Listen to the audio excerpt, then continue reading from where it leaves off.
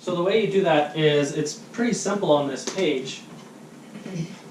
Your blood pressure, like we'll say 120 over 80, and we'll just say an 80 pulse just for ease of calculation. So basically, what you're going to do is you're going to take the diastolic from the systolic and add the pulse. And that's going to render a number, this one is going to render 120. Okay? Does that make sense? And it's written out on there so you can remember, because you're going to want to go back and reference this. So if there's a range down at the bottom, you see kind of age range and then what it should be at age 30, it should be anywhere from 114 to 160. That's a pretty wide. So if it's higher or lower than that, Then we're higher gonna, or lower, then you would suspect there might be a thyroid problem. yes. And see, when I've done this, I've had individuals that have come into me when I was working at a health food store or even working as a client, and they say, I've had my thyroid tested. I've done all of these things, and it's not my thyroid, it's not my adrenal, but my hair is falling out. I've got dry skin, I got no energy, I just don't function. All the signs of thyroid, but there's no, the doctors say you don't have any thyroid issues. Within normal limits. It's exactly within normal limits. But where does it go from disease, or sorry, from health to disease? What area, or even to dead, what area does disease start, or that they declare it's diseased? With this specific reading, what you're doing is you're seeing, I say, the energy of the thyroid. It's the easiest way to understand it. If it's under, or the activity of the thyroid, it's underactive if it's under this number. It's overactive if it's over this number. What is the TAR? What does that stand for? It's actually written out at the top. It's thyroid activity rating. Okay, thank you. Range. Thyroid activity range. Okay. So it's just the activity of the thyroid. So I had a car once that it was actually really awesome because we got this car for $500. It was just a minivan. This guy said, I have no clue why it's not working. So I go over there and I jump it and it starts. So I'm like, cool.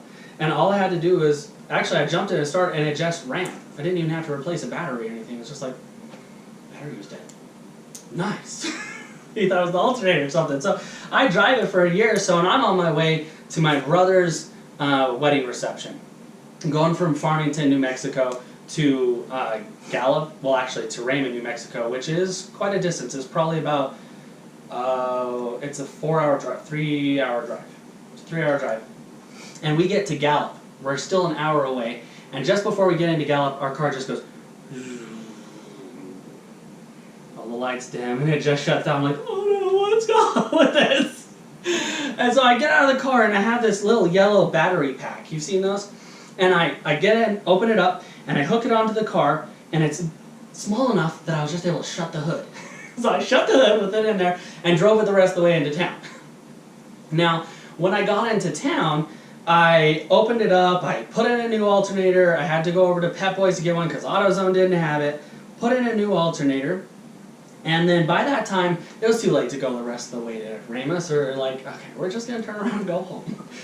And on the way back, it started to do something different. All the lights started going crazy, and the dial started going like this, and it started dinging, and every buzzer that could go off was going off.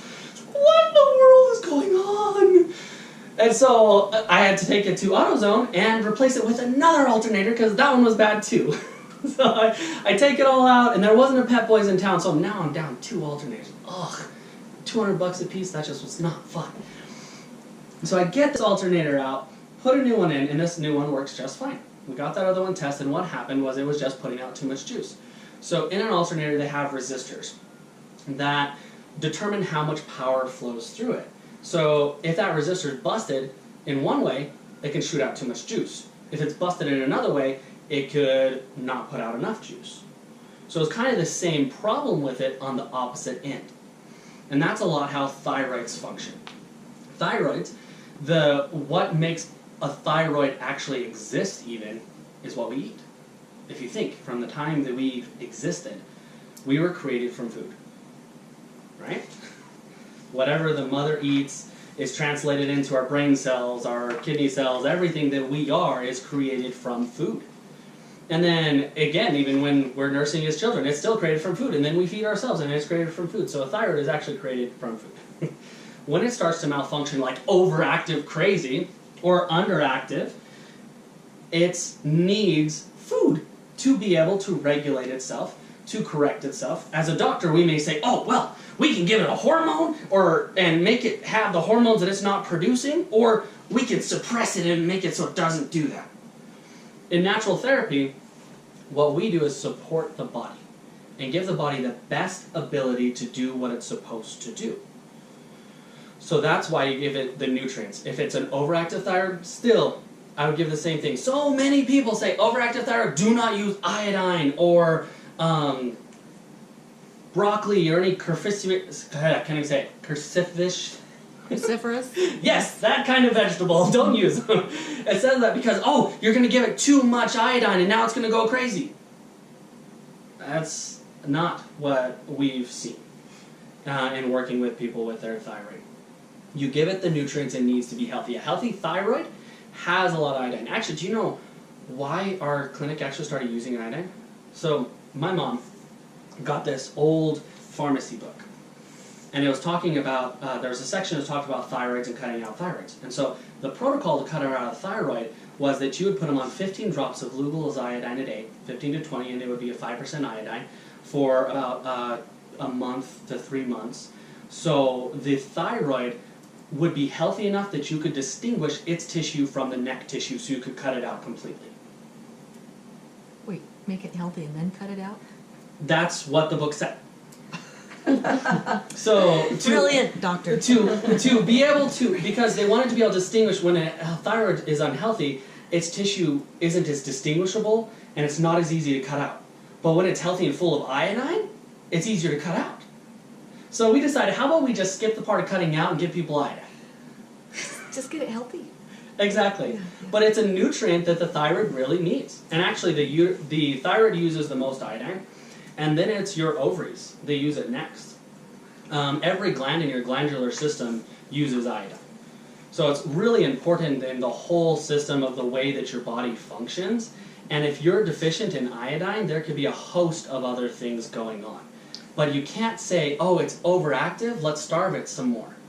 Have you ever seen, I've had nieces and nephews that when they haven't eaten for a while, it's kind of like being overtired. They'll go crazy, like, ah! You seen that? Sometimes your thyroid gets to that point. It's starving and it's screaming, do something! Feed me! And so we feed it the same way. I like to know where the thyroid is, and I use these numbers to be able to help to adjust it.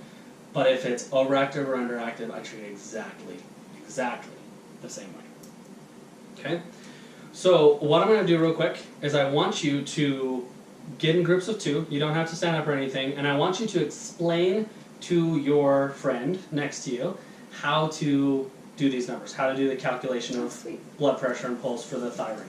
And you're going to take a minute or 2 for one of you to explain it, and then you're going to switch back and the other is going to explain it. So you each get a chance, because in a group like this, everybody thinks slightly different, and you want to pick up what the other person actually heard here. Okay?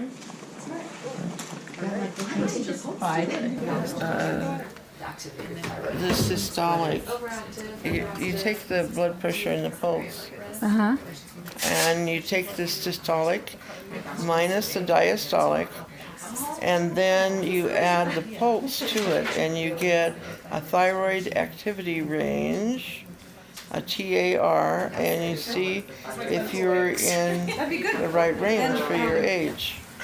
And if you're lower than the correct range, you're low in thyroid, and if you're higher, then you're hyperthyroidism. So how does the age play into it? Like, is there a certain number for each age? Does he have like a list of what's appropriate for each age? Yeah, we have a list of normal for age group, because as you age, your blood pressure goes up.